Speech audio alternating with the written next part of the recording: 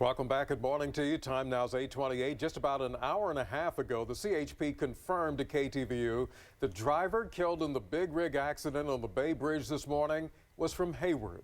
KTVU's Claudine Wong joining us now with new information about the company he worked for. Good morning, Claudine.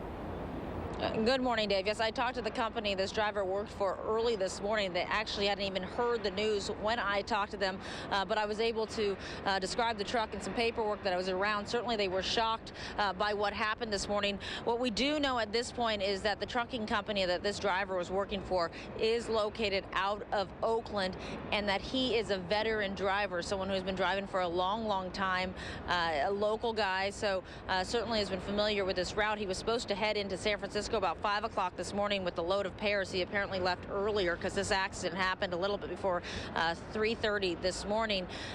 It is something that is still kind of hard to believe. I've talked to police officers and firefighters who say this morning they just cannot believe this accident and what happened. If you take a live look from above from News Trapper 2, you can kind of get a gauge of the distance this truck fell. It came over the S-curve, the very, very beginning of that S-curve when the speed limit drops to 40 miles an hour. The truck, according to witnesses who talked to CHP, says he was going about 50 miles per hour when the accident happened, hit right at that front of that S-curve, slid along the rail. There are skid marks marking his path, and then the truck literally tipped over. He had a full load of pears.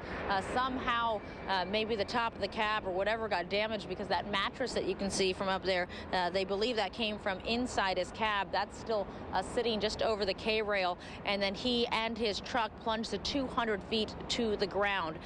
They know from records he had just filled up his truck with gas, about 150 gallons of diesel. The CHP tells me that the reason there wasn't an explosion, because some people have talked about how incredible it was that this thing didn't explode, was that diesel less likely to explode than had this been regular gasoline in the car. They do not believe at this point that this is a design problem. They believe it's a speed problem, but certainly it has a lot of people talking about this S-curve and this jog that he was not able to make.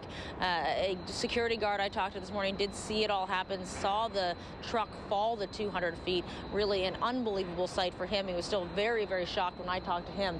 Highway Patrol continuing their investigation right now. There is a boom out on the water that was there from a previous oil spill. They're hoping will contain anything that seeps into the water.